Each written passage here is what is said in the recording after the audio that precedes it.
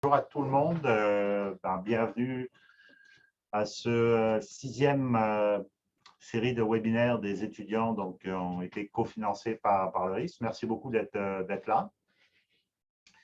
Donc aujourd'hui, nous allons avoir une présentation de Yann Boulet de l'UQAR, étudiant à la maîtrise. Je vais faire sa présentation juste après. Et de Caio Santana de l'Université Laval.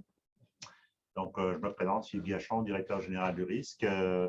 Quelques petites choses avant de présenter les deux sujets, les bios notamment du premier présentateur. Les présentations vont être enregistrées, donc disponibles après ça sur la chaîne YouTube du risque. Donc, s'il y a des objections ou des gens qui ne sont pas à l'aise avec ça, nous le dire tout de suite. Ça va? L'organisation des présentations qui vont traiter de deux sujets extrêmement pertinents et tout à fait de circonstances. Yann va nous parler des seuils de précipitation, variabilité spatio-temporelle et tendances climatiques dans les pluies torrentielles en Haute-Gaspésie. Quant à Caio, va nous parler de l'évaluation de la vulnérabilité et de la capacité d'adaptation des systèmes de réservoirs au Québec. Chaque présentateur va avoir à peu près une vingtaine de minutes pour laisser 5-10 minutes de questions. Ça va? Et sans plus tarder, donc, je vais présenter Yann. Je présenterai Caio une fois que la présentation de Yann aura été faite. Ça va pour tout le monde? Dernière directive avant que je présente Yann. Ceux qui veulent poser des questions, vous pouvez soit lever la main, comme d'habitude, ou utiliser également le chat. Valérie également est là pour veiller au grain, pour voir si c'est des questions que vous voulez aussi directement poser dans le chat. Ça va? Donc, Yann, qui va être donc première personne à nous présenter aujourd'hui un webinaire, possède un baccalauréat en géographie avec une concentration en environnement et poursuit actuellement une maîtrise géographie à l'UQAR sous la direction de Thomas Buffin-Bélanger et de Francis Gauthier. Puis tu travailles également au laboratoire de géographie appliquée aussi à l'UQAR. Donc, sans plus tarder, la parole est à toi, Yann. Merci encore une fois d'avoir accepté de venir nous présenter tes travaux et je te laisse la parole. Ça fait plaisir.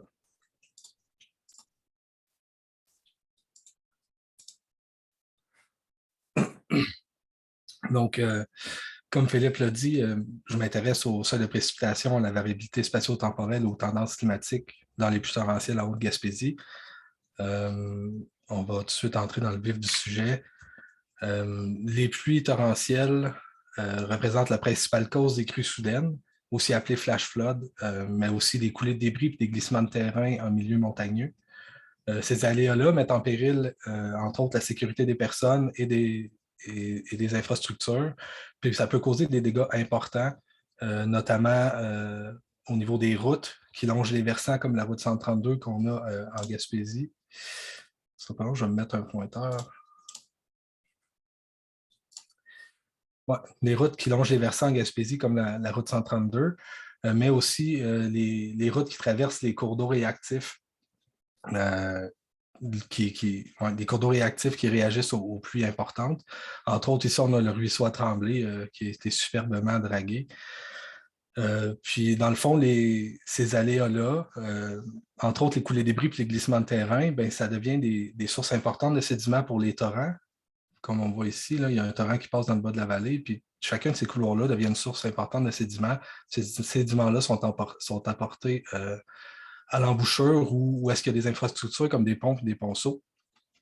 Puis ici, par exemple, on a le ruisseau à Tremblay qui est situé à Mont-Louis, en Gaspésie, où il a été dragué au mois d'août 2021, l'année dernière. Puis en septembre 2021, il y a eu Ida qui est survenu, un cyclone qui a remonté la côte est américaine puis qui est venu affecter le nord de la Gaspésie. Puis, dans le fond, ce qui est arrivé, c'est que tout de suite après Ida, le niveau de sédiment a atteint le même niveau pré-dragage. Fait que quelques jours après Ida, ben, ils sont venus et ils ont dragué à nouveau. Moi, je suis allé sur le terrain à ce ruisseau-là la semaine dernière, 3 jours après qu'ils aient dragué, parce qu'ils ont dragué à nouveau encore, puis le niveau d'eau est encore à ce niveau-là. Puis, 2 jours après que j'ai pris cette photo-là, il avait encore dragué le courrier. Il était en train de draguer, en fait, 2 jours plus tard. Fait que, on agit assez rapidement pour aller draguer, mais c'est peut-être pas la solution idéale. Les aléas qui sont associés aux pluies torrentielles sont généralement causés par 2 grands types d'événements. On a des systèmes convectifs, comme les orages, qui sont généralement intenses, localisés, puis de courte durée.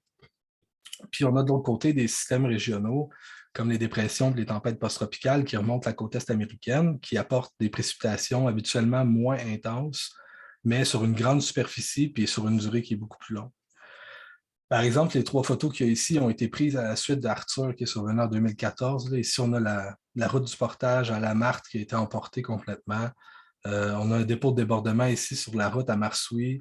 On a la route, je crois que ça, c'est la route 299 qui s'est faite complètement arracher suite à Arthur en 2014, mais il y a plusieurs événements comme ça qui surviennent de plus en plus avec le temps. Les études montrent qu'il y a une augmentation de l'intensité et de la fréquence de ce type de tempête-là depuis les années 70. Puis dans une perspective de changement climatique, où la fréquence et l'intensité sont en augmentation, il est fortement probable aussi que les précipitations nécessaires pour déclencher les aléas hydrogéomorphologiques qu'on a vus se produisent aussi plus fréquemment. Puis, EO et collaborateurs, par exemple, ont identifié qu'il y allait avoir des changements importants dans le patron des précipitations dans le nord-est des États-Unis qui surviendraient d'ici 2100. Puis des changements dans les conditions hydroclimatiques, ils affecteraient le cycle de l'eau au point où les événements de précipitation extrêmes ils seraient d'une intensité inégalée par rapport aux conditions climatiques actuelles. Puis la majorité des données montrent que les extrêmes quotidiens, que ce soit pour les scénarios RCP du GIEC 4.5 ou 8.5, montrent une hausse marquée des extrêmes quotidiens. Ouais, c'est ça. Puis la hausse est plus importante pour le scénario 8.5, ce qui est attendu parce que c'est le scénario le plus intense. Pour permettre aux autorités d'agir quand le risque pour la population et les infrastructures est élevé, il y a des seuils intensité durée qui ont été proposés dans la littérature. Puis c'est des seuils de déclenchement, par exemple, de glissement de terrain superficiel, de coulée de débris ou des 2 à la fois en fonction des hauteurs. C'est cela, ce qu'ils permettent de faire, c'est d'identifier des seuils de précipitation ou d'intensité au-delà duquel il y a des risques que ces aléas-là soient déclenchés. Par contre, ces seuils-là, ils peuvent difficilement être transposés à une autre région compte tenu qu'il y a une variabilité interrégionale dans la météo, dans le climat et les différences morphologiques et lithologiques sur le territoire. Puis, il existe aussi des seuils qui peuvent utiliser des données quotidiennes. Dans le fond, ça permet d'identifier des seuils de déclenchement dans des endroits où il n'y a pas de station météo qui enregistre des précipitations horaires, mais seulement des précipitations quotidiennes. Donc, les objectifs du projet, c'était de proposer des seuils de déclenchement des aléas hydrogéomorphologiques adaptés au nord de la Gaspésie, de discuter de l'effet de la variabilité spatio-temporelle des précipitations, puis de discuter aussi de l'effet des changements climatiques sur la fréquence, sur l'intensité, sur la durée des pluies torrentielles. Le climat du nord de la Gaspésie est contrasté. Il est contrasté d'abord parce qu'il s'agit d'un point de rencontre entre les masses d'air arctiques qui descendent de l'Arctique. C'est aussi puis ces masses d'air-là rencontrent aussi les dépressions qui remontent à la côte est américaine ou qui viennent de l'ouest canadien. Puis tout ça, tout en étant sous l'influence maritime du Saint-Laurent puis l'influence orographique des Appalaches. On retrouve généralement des étés relativement chauds. Certains vont dire que ce n'est pas si chaud que ça en Gaspésie, mais globalement, c'est des étés chauds, des hivers froids, avec des précipitations solides de novembre à avril, des précipitations liquides entre mai et octobre. Le nord de la Gaspésie comporte des bassins versants à forte pente, puis aussi les sources de sédiments sont multiples et distribuées dans l'espace, entre autres à cause du contexte glaciaire, les étapes de déglaciation en lien avec la dernière glaciation.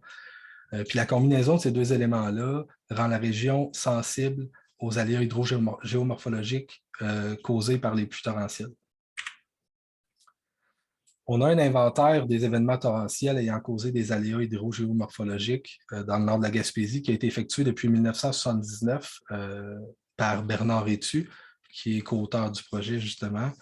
jusqu'en 2008. À partir de 2008, c'est le laboratoire de géomorphologie et de gestion des risques en montagne de l'UQAR qui a pris la relève. Mais on identifiait des événements qui ont causé ces aléas-là dans le nord de la Gaspésie depuis 1979. Les données de précipitation qu'on voit au tableau, ce sont des données de précipitation qui proviennent de la station météorologique de Cap-Madeleine. Puis, à partir de ces événements connus-là, il a été possible d'estimer des seuils adaptés aux conditions du nord de la Gaspésie, que je vais vous présenter dans quelques minutes. Mais avant, je voulais parler de variabilité spatio-temporelle parce qu'on peut se douter, par exemple, qu'un orage qui est habituellement intense et de courte durée, et c'est souvent localisé dans l'espace. Donc ici, on peut d'abord voir l'effet de la résolution temporelle des données sur l'intensité mesurée d'un orage. Donc ici, on a des données aux 1 minute. Là, j'ai agrandi pour qu'on voit bien la variabilité. Là, on atteint des intensités de près de 150, de près de 125 mm par heure durant l'orage. Puis si on agrège ces données-là pour donner des données aux 15 minutes, bien, nécessairement, on n'atteint pas la même intensité mesurée. Et encore pire, avec des données horaires, là, on se retrouve avec une intensité de moins de la moitié de ce qui a vraiment été atteint. Sur la deuxième partie de la figure, ici, on voit la variabilité spatiale lors d'un orage. Cet orage-là est enregistré à Mont-Saint-Pierre. On a été chanceux parce qu'il y a eu un pluviomètre temporaire d'installer cet été-là à Mont-Saint-Pierre. Puis on a enregistré là, 2 orages, en fait. Puis le deuxième n'a pas été enregistré du tout à la station de Cap-Chat ni à la station de Cap-Madeleine. Cap-Madeleine, c'est la station la plus près de Mont-Saint-Pierre, d'Environnement Canada. Puis on parle quand même d'un événement de forte intensité, de grosse importance. Là, on parle de près de 80 mm qui est tombé juste dans cette durée-là. Il existe aussi une variabilité spatiale et temporelle lorsque les précipitations sont causées par un système plus vaste. Donc ça ici, c'est durant Ida qui est survenu en septembre 2021. On voit qu'à l'échelle de toute la péninsule, il y a eu des précipitations qui sont tombées, mais pas pour la même durée, pas pour la même quantité, ni pour la même intensité qu'on voit ici. Puis, même à une échelle beaucoup plus fine, il existe une variabilité spatio-temporelle des précipitations lors d'un gros système. Puis ça, c'est les stations qui sont au LGGRM, le Laboratoire de géomorphologie et gestion des risques en montagne à l'UQAR. C'est des stations qui ont été installées. Puis, on voit qu'il y a une variabilité dans la quantité. Là, ici, on atteint 100 quelques millimètres, puis ici, on atteint près de 200 dans plusieurs stations. Puis au niveau de l'intensité ici, là, on voit qu'il y a des moments où il n'y a pas de précipitation à Rivière-à-Claude, par exemple, ou sur la côte à Mont-Saint-Pierre, mais sur le plateau à Mont-Saint-Pierre, entre Mont-Saint-Pierre et Mont-Louis, on a une intensité importante de précipitation. Donc ça, c'est à prendre en compte quand on parle de seuils. Les seuils ont été développés avec la station de Cap-Madeleine, puis ça veut dire que les orages sont plus ou moins adaptés.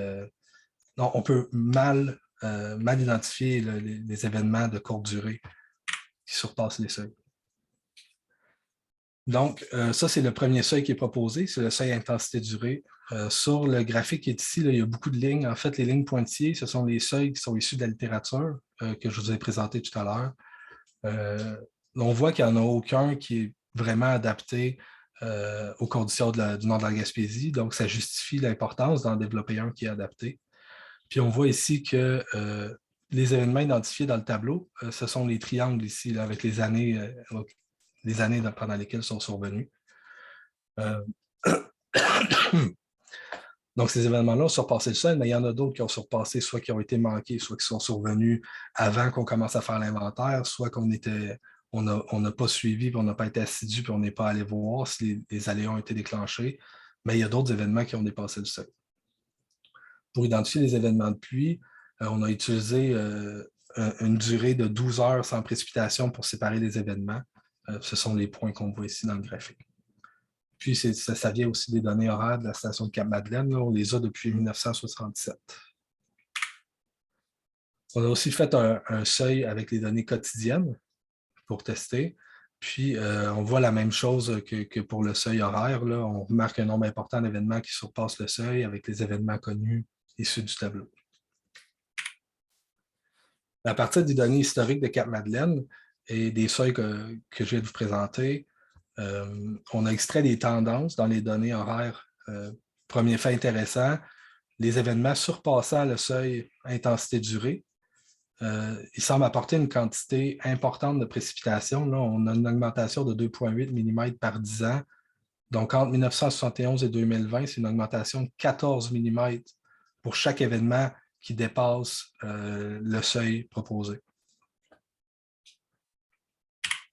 Il semble aussi y avoir une hausse dans la durée des événements, puis aussi dans l'intensité moyenne de ces événements, même si la p-value est entre 0,05 et 0,1. On remarque quand même qu'il semble avoir une augmentation, mais c'est à négliger, à ne pas négliger. Au niveau des données quotidiennes, pour les événements qui surpassent le seuil total des précipitations durées en jour, on a des données qui remontent jusqu'à 1882. Puis dans ce cas-ci, on a aussi une hausse importante de la quantité de précipitations. Là, par décennie, on a une augmentation de 1,41 mm pour un événement qui dépasse le seuil, pour un total de 20 mm entre 1882 puis 2020. Donc, on se retrouve avec des tendances qui montrent surtout une augmentation de la quantité de précipitations. Après avoir extrait des tendances des données qui étaient mesurées à la station de Cap-Madeleine, on s'est intéressé à les comparer aux tendances qui sont issues des projections climatiques. Le fait important à retenir ici, c'est que puisqu'on s'intéresse aux extrêmes, puis qu'il existe une variabilité spatiale dans les précipitations, on a fait le choix de prendre les 5 points qui sont ici, mais plutôt que de les moyenner ou de faire des moyennes pondérées, on a décidé de les prendre intégralement. C'est donc dire que la banque de données d'événements de pluie qui ont été utilisés pour extraire les tendances contiennent les événements à chacun de ces 5 points-là. Donc, par exemple, si l'événement de pluie est enregistré aux 5 points, ça donne 5 événements de pluie. Donc, on ne pourra pas parler d'un nombre d'événements, mais plutôt d'un facteur d'augmentation, par exemple. Dans ce cas-ci, comme c'est des données de modélisation, des fois, on se retrouvait avec des valeurs de, par exemple, 1 fois 10 à la moins 10. Fait que toutes les données qui sont inférieures à 0,254 mm pour une heure, je les ai modifiées pour 0 pour utiliser la même méthode de 12 heures sans précipitation pour délimiter les événements. Le modèle qui a été utilisé, c'est le CAN-RCM4 pour les deux scénarios du GIEC 4.5 et 8.5 pour extraire des tendances. Donc, comme j'ai dit, en mettant les 5 points en commun, on ne parle pas de nombre d'événements, mais plutôt d'un facteur d'augmentation. Puis dans le cas du scénario, par exemple, RCP 4.5, on retrouve plus du double d'événements qui surpassent le seuil entre 2011 et 2100. La même chose pour le scénario 8.5, on retrouve près du triple d'événements. Là, on passe de 3 à 8 points quelques de nombre d'événements, mais ce n'est pas le nombre réel d'événements. C'est pour ça que je parle de facteur 3 fois plus. Puis il semble aussi avoir une augmentation de l'intensité dans le cas du scénario 8.5 à l'horizon de 2100. Même chose pour le seuil qui provient des données quotidiennes. On a une augmentation importante des fréquences. On a plus du double d'événements qui surpassent le seuil à l'horizon de 2100 en comparaison à 2011, que ce soit pour le scénario 4.5 ou 8.5. Donc, les données mesurées indiquent une augmentation de la quantité de précipitations, alors que les données de projection montrent plutôt une augmentation de la fréquence des événements extrêmes. Puis dans les deux cas, il serait important de prendre en compte les seuils et les tendances qui ont été présentées aujourd'hui pour limiter les impacts négatifs sur les résidents et les infrastructures en prenant action lorsque les prévisions indiquent, par exemple, un événement dépassant les seuils qui sont proposés. Par contre, compte tenu de la variabilité spatio-temporelle des précipitations, les seuils, ils ne sont pas adaptés, ils ne peuvent pas être utilisés pour les événements de très forte intensité et de courte durée comme les orages. Puis, comme les événements seraient au moins 2 fois plus fréquents en 2100 comparativement à 2011, il serait pertinent d'adapter, entre autres, la conception d'infrastructures pour la restauration, les nouvelles constructions. On sait que les infrastructures dysfonctionnelles, comme les ponceaux, ils peuvent aggraver les problèmes causés par les crues torrentielles, par exemple, s'il y a de la gradation, puis que ça bouche, puis qu'il y a du refoulement. Ça peut couper les résidents des services essentiels en rendant la route impraticable. Puis, Les cartographies des zones inondables aussi devraient être adaptées pour tenir compte des aléas hydrogéomorphologiques liés aux événements torrentiels. On a par exemple ici, est-ce qu'on veut continuer de draguer 4, 5, voire 6 fois par année un même cours d'eau parce que, par exemple, l'infrastructure n'est pas adaptée, ou on préfère laisser passer, par exemple, les sédiments puis laisser le cours d'eau aller en aval. Ça, c'est à Rivière-à-Claude la semaine dernière. Puis la semaine dernière, quand je suis allé sur le terrain, il annonçait 25 mm de pluie sur 2 jours. Puis il y en a peut-être tombé 6. Mais s'il y en avait tombé 25, imaginez de quoi ça aurait pu avoir l'air. Mais au moins, on a une infrastructure qui laisse passer les sédiments, puis s'il n'y a pas de résidence sur ces terrains-là, donc ça permet un peu de limiter les impacts négatifs. Là. Donc, en gros, aujourd'hui, ce qu'on a vu, c'est on a proposé des seuils de déclenchement adaptés au nord de la Gaspésie. On a parlé de l'importance de la variabilité spatio-temporelle des précipitations. On a extrait des tendances de la station météorologique de Cap-Madeleine. On a extrait des tendances des projections climatiques à partir du modèle CAN-RCM4. Puis on a proposé ou on a ouvert sur des pistes de solutions qui pourraient être entreprises pour limiter les impacts négatifs des aléas hydrogéomorphologiques liés aux crues torrentielles. C'est certain qu'il y a des limites dans le projet. Normalement, on avait dû peut-être combiner plusieurs modèles climatiques pour limiter les biais ou les incertitudes liées à un modèle spécifique. Ça serait à faire dans le futur. Puis, ce serait important aussi de trouver un moyen d'intégrer les conditions antécédentes. Je vais donner un exemple. Par exemple, au printemps, si les sols sont gorgés d'eau, le niveau des torrents et des rivières est déjà élevé, ça ne prend pas beaucoup de précipitations pour causer des problèmes, alors que si on se retrouve à l'étiage à la fin du mois d'août, puis qu'il n'y a pas plu depuis 2 semaines, mais ça prend une quantité différente de précipitations ou une intensité très élevée pour éviter que l'infiltration se fasse rapidement. Donc, c'est deux points à prendre en compte peut-être si on veut continuer à travailler sur ce sujet-là. Puis ça ressemble à ça.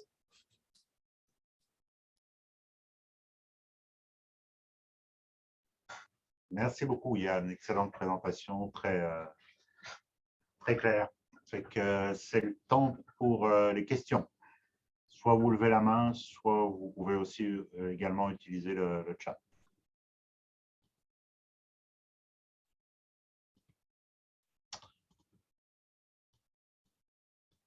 Pas de questions. Alors, si tu le permets, je vais poser une question. Connaissant un tout petit peu la station de Cap-Madeleine. Donc, ce que tu nous disais, c'est que de toute façon, il y a pas de données, c'est les données aux heures, il n'y a pas de données aux 5 minutes. Puis ma question, cette station-là est problématique. À chaque fois que je l'ai utilisée, moi personnellement, il y avait plein de données manquantes. Est-ce que c'est le cas ou pas? Est-ce que tu as une série complète, par exemple, de données horaires sur les 30 ou 40 dernières années que tu as utilisées? Oui, en fait, il y a un gros trou de données, puis le trou de données se situe entre 95 et 96 de mémoire, là, parce que la station, elle a déménagé ou elle a été déplacée, puis elle a été désactivée pendant près d'1 an. Mais on a acheté les données parce que les données ne sont pas disponibles dans les données historiques d'Environnement Canada. Là. On les a achetées à Environnement Canada, puis on a les données horaires de 1977 à 2017, je pense, puis le reste ont été faits à partir des données historiques de Cap-Madeleine de 2017 à 2021. Mais les trous de données, c'est vraiment, il y a un gros trou de données, mais autrement, c'était pas si mal. Là. Bon, ce que tu dis, c'est qu'en achetant, tu as aussi eu moins de problèmes dans les séries que quand tu as les données publiques, parce que là, les données publiques, moi, j'avais vu qu'il y avait beaucoup de trous, c'est ça? Ouais, ben, peut-être que Francis, qui est là, pourrait préciser. Là, c'est lui qui a fait l'achat des données, mais je pense que. Je pense que tu as bien répondu, Yann.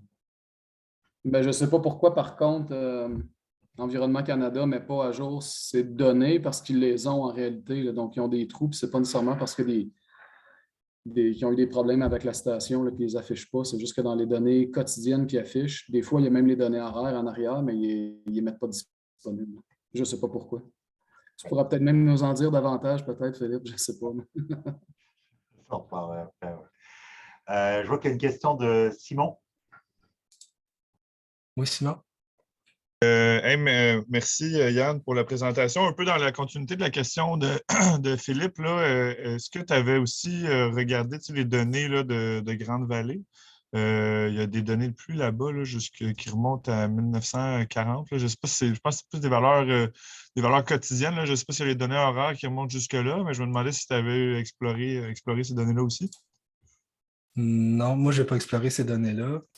Comme on a développé les seuils avec les données horaires à la station de Cap-Madeleine, on voulait comparer les deux avec la même station. On n'a pas cherché à prendre les autres stations pour essayer de développer d'autres seuils quotidiens.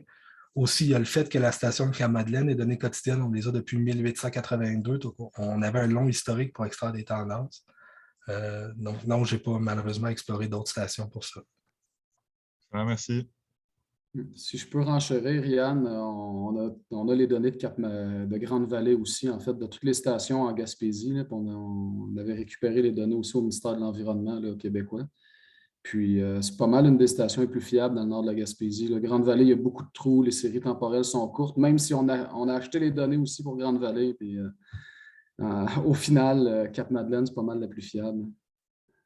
Captcha est pas mal aussi quand même, mais on commence à être loin un peu du secteur.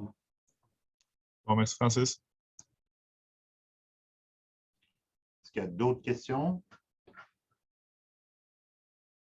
Alors, j'en aurais parce que c'est vraiment intéressant ce que tu montres. En fait, tu dis que tu as l'historique de 1882 jusqu'à peu près aujourd'hui sur Cap-Madeleine ou une autre station. Cap-Madeleine, oui.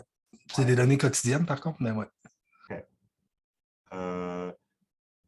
Parce que ce que tu montres, est-ce qu'il y a justement il y a les tendances, est-ce que c'est surtout dans les 40 dernières années, c'est ça qu'on retenait sur les intensités question, c'est est-ce que tu as regardé justement, ça provenait de systèmes qui se produisent à une certaine période de l'année ou parce que les systèmes orageux, on les voit, hein, ils peuvent même en avoir maintenant au printemps, tard à l'automne, mais qui ne sont pas nécessairement d'ailleurs reliés aux systèmes tropicaux, mais simplement à des tempêtes tropicales ou des systèmes de méso-échelle, comme on a eu la semaine dernière. Donc, peut-être un commentaire là-dessus. Oui, ben en fait, les événements, là, on va venir au tableau. On voit que les événements surviennent là, mois d'août, mois de juillet, mois de juin, mois d'août, mois de juin, mois de juillet. Avril, là, c'est ce que je parlais tout à l'heure, les conditions antécédentes. Là. C'est un événement qui s'est étendu sur 143 heures, 80 mm de pluie, puis c'était pendant le printemps, en avril, il restait de la neige, c'est certain que ça a posé problème.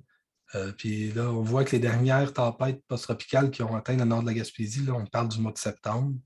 Je n'ai pas cherché à connaître l'origine exactement des systèmes, mais ça peut survenir à peu près n'importe quand, généralement à partir du mois de juin, mais ça peut survenir avant à cause que les sols sont déjà gorgés d'eau.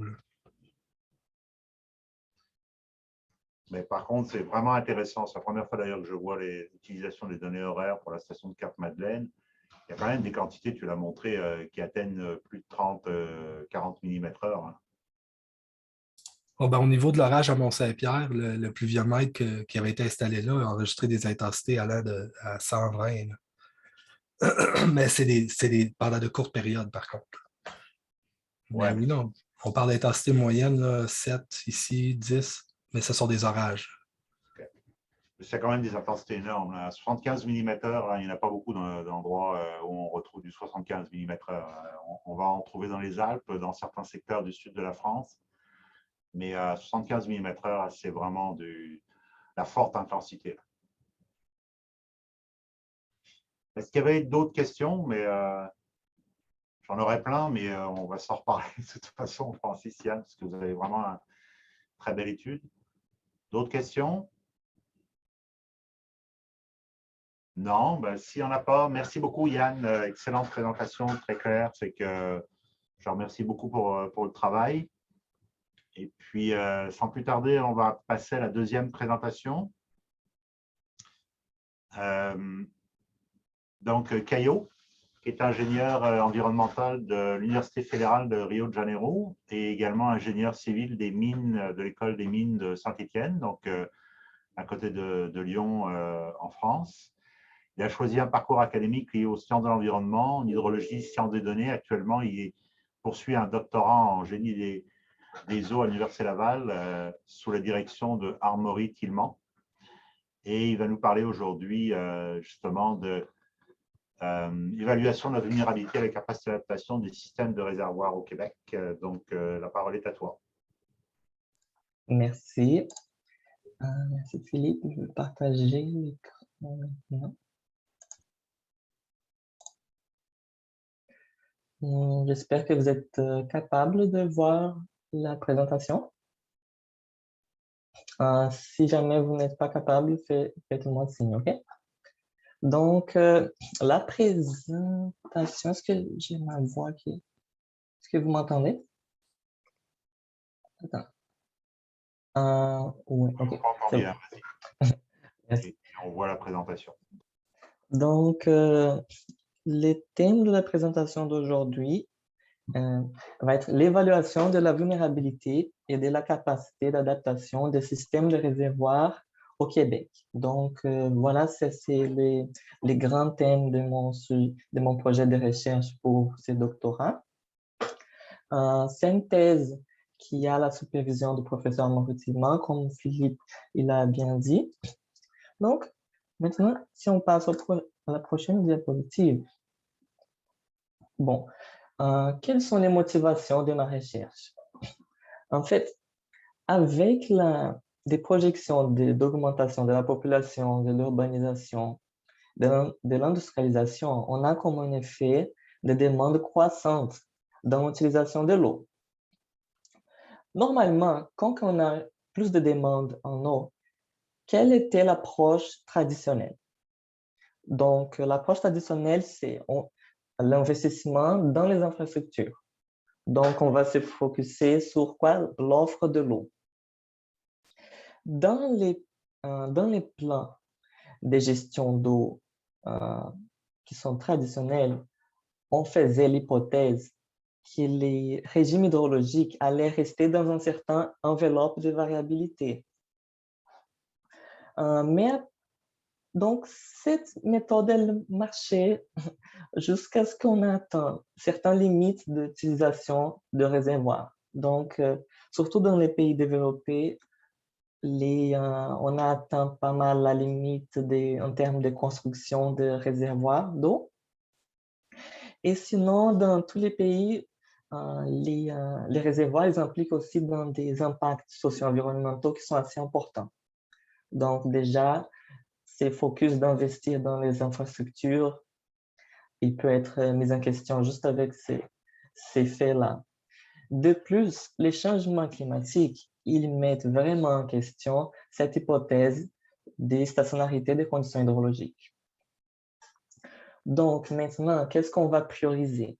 On va prioriser dans nos plans de gestion de l'eau des politiques opérationnelles efficientes avant d'investir dans les infrastructures. Donc, d'abord, on va évaluer si c'est important, si on est capable de changer une certaine condition de système juste en faisant une réopération de système. Et sinon, on va pouvoir effectivement investir dans de nouvelles infrastructures. Donc, ça, c'est un premier paradigme. Le deuxième paradigme va être, OK, au lieu de considérer que les conditions hydroclimatiques ne vont pas changer, en fait, il faut considérer qu'il y a une grande incertitude, une incertitude profonde concernant les conditions hydroclimatiques futures. Qu'est-ce que ça veut dire? Ça veut dire qu'on n'est pas vraiment capable d'estimer des probabilités par rapport au climat futur. Ça veut dire, donc, ça implique qu'on est incapable d'estimer des prévisions du climat futur. Donc, on tombe dans un challenge qui est comment planifier les ressources en eau sous incertitudes profondes. Et donc, c'est ça qui motive ma recherche. Donc, l'objectif de ce travail que je vous présente, c'est de développer une approche basée sur les attributs hydrologiques pour guider l'adaptation des politiques opérationnelles des systèmes hydriques. Les systèmes hydriques ici en question sont les réservoirs à multiples objectifs et en fait des systèmes de plusieurs réservoirs. Ma démarche est caractérisée par l'utilisation d'un large ensemble de projections hydroclimatiques. Donc, je parle des modèles de circulation générale. Et je vais utiliser ces modèles-là pour piloter un stress test d'un système en question, d'un système de réservoir.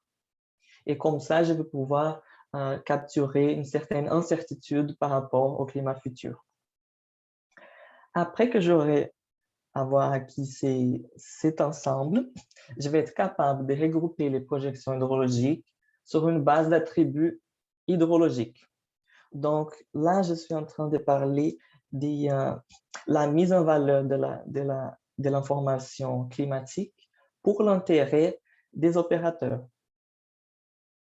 Et troisièmement, je vais m'intéresser par l'identification des mesures d'adaptation de l'opération des réservoirs à travers le couplage que j'ai fait d'un modèle d'optimisation avec un modèle de simulation. Donc, voici un aperçu général de ma méthodologie. Donc, d'abord, je vais acquérir les projections hydroclimatiques. Deuxièmement, je vais faire un regroupement de l'ensemble des projections hydrologiques selon des attributs qui leur sont communs pour pouvoir mieux caractériser l'incertitude. Ensuite, je vais tourner un modèle d'impact pour évaluer les impacts des changements climatiques dans mon système et aussi pour proposer des mesures d'adaptation. Donc, je vous présente ma région d'études. J'ai concentré ma recherche dans le bassin de la rivière du Lièvre. Donc, ces bassins et ces systèmes de réservoirs sont composés de 3 grands réservoirs, Mitinamicus et Kiamika, qui sont en amont, et le réservoir Poisson Blanc qui est en aval.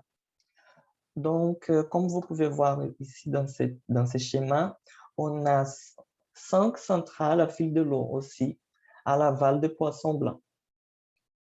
C'est un système, comme plusieurs systèmes qu'on a au Québec, c'est un système de réservoir qui doit satisfaire plusieurs objectifs. Le contrôle d'inondation, qui est l'objectif prioritaire, mais aussi on doit assurer un débit minimal en tout temps pour assurer la survie des écosystèmes. Pendant l'été, on doit assurer l'usage récréotouristique et aussi on doit produire de l'énergie à cause de ces 5 centrales qui sont ici. Donc, je vous ai parlé que la première étape de ma méthodologie, c'est d'acquérir l'ensemble des projections hydrologiques. Donc, grâce au Centre d'expertise hydrique de Québec et Uranus, donc j'ai pu acquérir des projections hydrologiques. C'est l'ensemble issu des études de rapports de GIEC et c'est l'ensemble de CEMIP 5. OK? Donc, voici, je crois que je vais passer vite fait sur ces tableaux, mais c'est juste pour montrer que j'ai considéré plusieurs forçages radiatifs, plusieurs modèles climatiques. Parmi ces modèles climatiques, il y avait des modèles qui considéraient plusieurs membres, qui consistent à des différentes conditions initiales. Donc, les modèles, en fait, j'ai reçu les modèles hydrologiques qui ont été processés par les modèles hydrologiques Hydrotel. OK? Et donc, la période de mes scénarios va de 1970 jusqu'à 2100. Donc, là, l'intérêt d'utiliser ces projections hydroclimatiques, c'est de pouvoir les utiliser dans le stress test du système pour évaluer comment mon système de réservoir, le Lièvre, va être impacté par le changement climatique. Mais avant d'implémenter le stress test, je voulais quand même regarder quelle est l'ampleur de l'incertitude qui a été capturé par cet ensemble. Donc, dans ces graphiques que vous voyez à votre gauche, chaque point gris représente une projection issue de GCM, du modèle climatique général, pardon. Chaque point noir, chaque triangle noir représente un échantillonnage des données historiques. Donc, l'ensemble des points noirs veulent plutôt représenter la variabilité naturelle actuelle. OK? Et ces points qui sont pointillés, ils veulent représenter, en fait, ils délimitent la région des modèles de MCG qui représentent les conditions de référence actuelles. Donc, qu'est-ce qu'on peut voir dans ces graphiques? On peut voir que l'ampleur des conditions hydrologiques capturées par les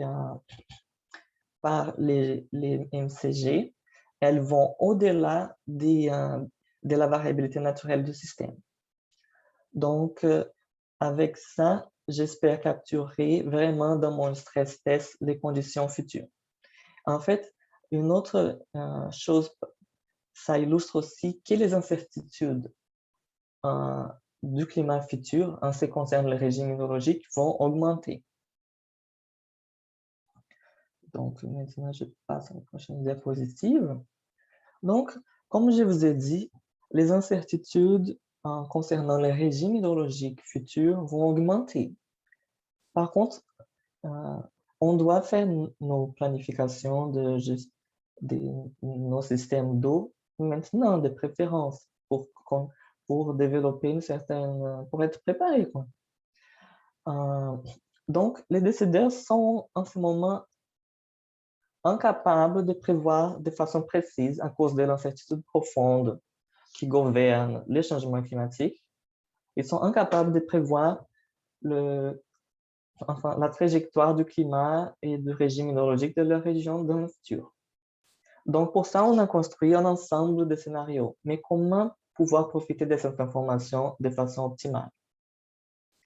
Par exemple, la phase hydroclimatique de 2015, il prévoit une hydrolycité hivernale plus forte et une hydrolycité estivale plus faible, avec un niveau de confiance assez élevé. Par contre, c'est plus difficile d'estimer la magnitude de cette augmentation. Et après, un régime hydrologique, il est caractérisé par plusieurs indicateurs hydrologiques. Et ces modèles-là, ils ne sont pas en accord concernant tous les indicateurs hydrologiques qui caractérisent les régimes hydrologiques. Par exemple, les volumes des crues printanières peut être estimé juste avec un niveau de confiance modéré.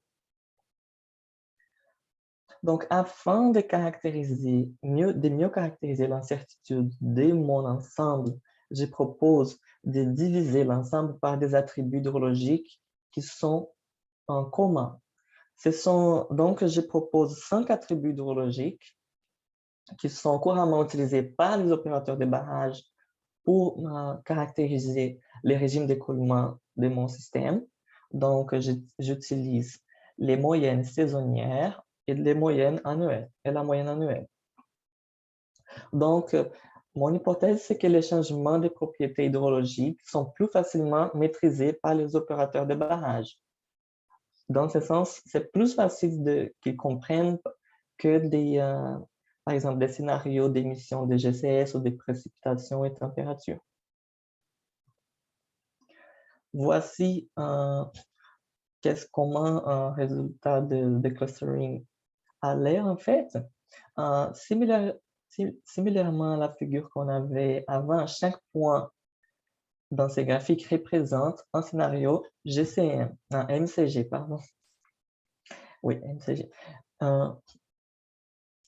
Mais maintenant, j'ai divisé les scénarios selon les clusters auxquels ils appartiennent. OK? Donc, j'ai validé le nombre de clusters a été choisi à travers plusieurs méthodes statistiques. Par exemple, il y a une méthode qui s'appelle Silhouette qui vous permet d'estimer quelle est la meilleure taille de ton cluster.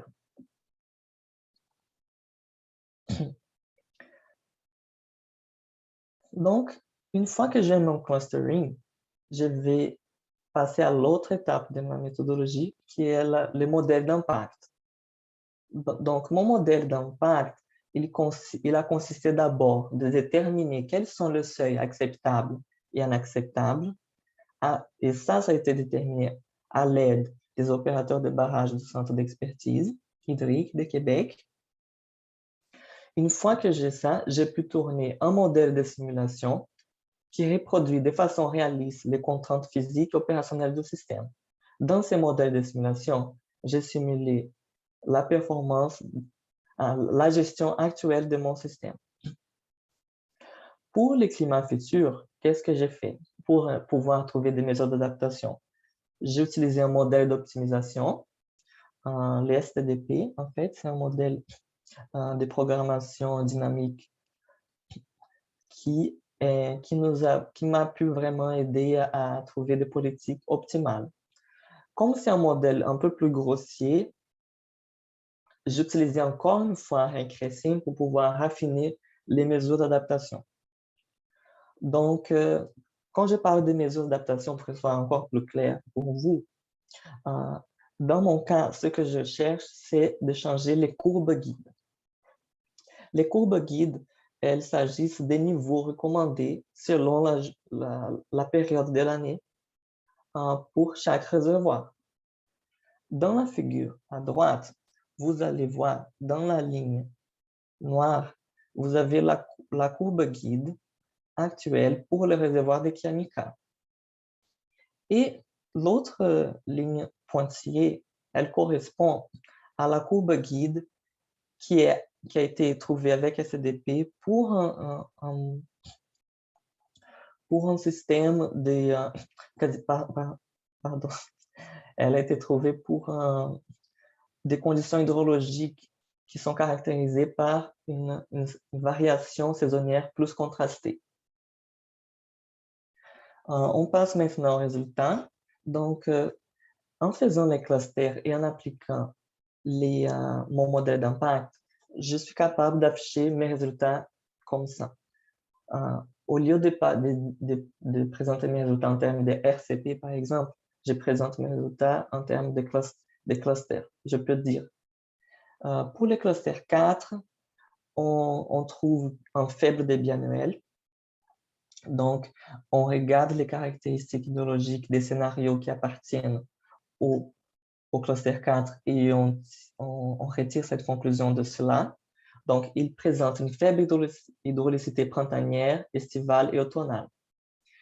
Après qu'on fait ça, les opérateurs sont capables d'associer les clusters à des conditions hydrologiques passées similaires. Par exemple, les conditions qui se trouvent dans les clusters 4, les conditions moyennes, en fait, sont très similaires et analogues aux conditions hydrologiques qu'on a trouvées pour cette région dans l'année 2012. Et en faisant cela, on est capable d'aider les opérateurs à mieux assimiler l'information climatique. Donc, je vous montre juste encore un exemple. Pour le cluster 2, par exemple, c'est un cluster qui est caractérisé par un débit hivernal et printanier qui sont plus importants que celui trouvé dans les conditions actuelles. Or, ces clusters peuvent être comparés aux conditions hydrologiques qu'on a trouvées dans l'année 2006. Donc, à part de rendre plus facile l'interprétation des conditions hydrologiques, on est capable aussi de présenter les résultats des impacts des changements climatiques en termes de performance de mon système. Et pour présenter les résultats de performance de la gestion actuelle, je les sépare aussi selon mes 5 clusters. Chaque boxplot correspond à à mes clusters. En ce qui concerne les contrôles d'inondation, je vois que la règle de gestion actuelle, quand même, elle est assez robuste grâce à une grande capacité de stockage de mon système. Par contre, en ce qui concerne l'usage récréotouristique, on voit effectivement qu'il y a les conditions futures, elles vont apporter des impacts plus importants. Donc, on voit que le nombre de défaillances concernant l'usage récréotouristique pour certains clusters, ils vont augmenter.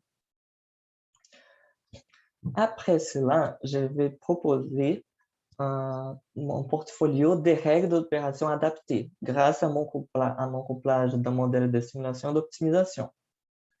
Et après avoir trouvé mes méthodes d'adaptation, je confirme qu'effectivement, elles ont été capables d'améliorer l'opération de mon système, même en ce qui concerne le risque d'inondation. Mais en fait, les plus grands gains ont été pour les autres objectifs. Par exemple, pour l'usage récréotouristique. Pour conclure, vu que j'ai plus beaucoup de temps, je voulais juste mentionner que le clustering, même s'il est très intéressant pour favoriser la simulation des résultats, implique forcément dans une perte d'informations. Et cette perte doit être mise en perspective avec les avantages liés aux résultats qui sont plus facilement interprétables. Mon étude ne remplace pas des méthodes visant à trouver précisément les conditions hydroclimatiques entraînant la défaillance d'un système hydrique. Ma recherche a visé à créer un portefeuille de mesures d'adaptation de l'opération des réservoirs. Ces mesures-là ont été communiquées par la direction des barrages du ministère de l'Environnement et de la lutte contre le changement climatique. Et j'espère que cela va pouvoir guider leur prise de décision. Merci.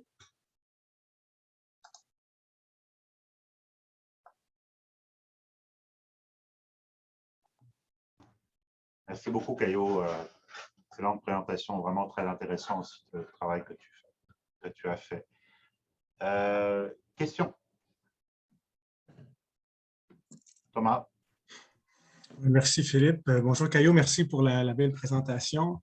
J'ai deux questions. La première, ça concerne les courbes guides actuelles. Est-ce qu'on comprend qu'actuellement, il y a une seule courbe guide qui est utilisée par les gestionnaires et que la comparaison que tu fais avec les scénarios, les portfolios, c'est en fonction d'une seule courbe guide qui serait appliquée? Ton son. Micro. OK, désolé. Donc, très bonne question. Merci Thomas pour cette question. En effet, quand j'ai fait Je voulais quand même changer ici, mais je ne suis pas capable. Ouais, je n'arrive pas à changer les... Ah, OK, maintenant je suis capable. OK. Quand j'ai fait la comparaison, quand j'ai fait l'évaluation des impacts de la gestion actuelle du système, en effet, c'est en utilisant les règles de gestion actuelles. Les règles de gestion actuelles consistent dans les courbes guides, mais aussi, au-delà des courbes guides, je suis capable de modéliser dans mon modèle de simulation des contraintes qui sont encore plus, importantes que les courbes guides, surtout pour gêner en ce qui concerne le contrôle d'inondation. Mais oui, donc c'est vrai que les opérateurs, avec leur expertise, ils ont été capables déjà de déterminer cette flexibilité opérationnelle par eux-mêmes. Donc, c'est une chose que je tiens pas forcément en compte quand je vais parler de l'impact de la gestion actuelle. Donc, ce que j'ai observé après, c'est que par exemple, la mesure d'adaptation que j'ai trouvée pour les clusters 4, qui est le cluster le plus sec, celui-là, la mesure d'adaptation que j'ai trouvée pour celui-là, en fait, elle est très similaire à la courbe guide qui a été en fait mis en place pour l'année de 2012. Donc, ça, d'une certaine façon, témoigne la gestion presque optimale déjà des opérateurs de barrage pour ces systèmes-là, même sans utiliser un modèle d'optimisation pour le système. OK. Parfait. Merci pour l'explication, Caio. Puis j'ai une deuxième question en lien avec le moment dans l'année où on doit choisir le bon cluster ou la bonne adaptation. Parce qu'on peut commencer l'année en janvier en se disant, OK, on est plus une année de type cluster 4, par exemple, mais au mois de février, ça change, puis au mois de mars, on est rendu dans un autre cluster, donc une autre série d'actions. À quel point on peut ajuster en cours de route, finalement, le choix des actions? OK. Donc, merci encore pour cette question. Oui, donc, en fait, cette question, elle est très pertinente parce que je n'ai pas clarifié ça. Mon portfolio, le but de mon portfolio n'est pas d'être utilisé de façon opérationnelle dans le sens d'un real-time operations. Il est vraiment c'est une façon d'indiquer, d'avoir un aperçu de la flexibilité opérationnelle de mon système. Ça, c'est un des objectifs de mon travail. Et le deuxième, c'est juste de montrer à peu près d'une façon un peu plus pratique et assimilable par les opérateurs quelle est l'incertitude qu'on peut s'attendre, l'incertitude future qu'on peut s'attendre pour les régimes hydrologiques de ma région. Donc, je ne prévois pas qu'avec ces cadres que j'ai créés, je ne prévois pas qu'il va être utilisé de façon opérationnelle. OK, parfait. C'est une très bonne clarification, puis je comprends l'étendue. Merci beaucoup. Muito obrigado. De rien. Merci, Thomas. D'autres questions? Alors, moi, j'en aurais une qui est assez pratico-pratique. Merci. D'ailleurs, nous allons mettre ta publication aussi sur le site du RIS. C'est vraiment très intéressant ce que tu fais. Alors, Okay. Bélé, tu vas me dire si tu n'as pas utilisé les séries, notamment de débit de la rivière du Lièvre 2017-2019, qui ont été des années records, ni l'année 2021, qui a été une année record en termes de bas niveau d'eau. Donc, ma question, si tu avais inclus ces années-là, est-ce que ça aurait changé une partie non seulement de tes classements, mais de tes conclusions? OK. Donc, là, j'ai travaillé surtout avec les ensembles hydroclimatiques qui ont été originaires de CEMIP 5. Donc, et là, vous êtes en train de parler pour les données historiques. Oui, bien sûr, parce que j'imagine bien que tu calibres tout ça, tu fais ça aussi avec des données historiques, parce que CEMIP 5, c'est une réalisation de modèle global, mais les séries historiques observées dans la rivière du Lièvre, que ce soit le niveau de Kamika, puis les débits de la rivière du Lièvre, est-ce que tu les as utilisées, ces séries-là, observées ou pas? Donc, j'ai utilisé, en fait, j'ai utilisé les séries temporelles seulement pour calibrer mon modèle de gestion de réservoir, les modèles de simulation. Parce que j'ai dû faire quand même des petites calibrations dans les modèles de simulation. Et j'ai utilisé les séries temporelles pour cela. Et aussi, j'ai utilisé pour produire une série stochastique de données pour mieux représenter la variabilité naturelle. Donc, je me demande si peut-être avec ces nouvelles données, la variabilité naturelle serait quand même mieux interprétée et différente.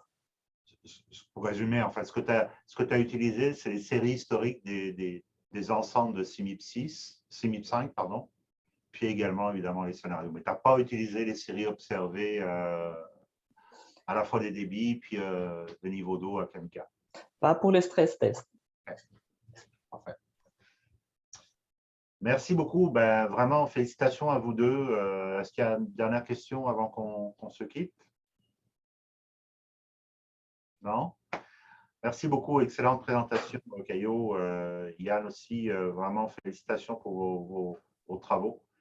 Très intéressant. Donc, on va retrouver vos webinaires sur le site du risque. Et puis, n'hésitez pas aussi dans les deux cas, donc Caillot aussi à nous envoyer, on l'avait dans ta dernière présentation, donc justement tes publications, que ce soit aussi vos mémoires, vos thèses et tout ça, qu'on puisse les partager avec tout le monde. Donc, merci beaucoup. Félicitations encore pour vos excellents travaux. Et puis, merci Valérie pour l'organisation. Merci Thomas. Manel, tu es là. Isabelle aussi, on ne te voit pas, mais je sais que tu es là aussi.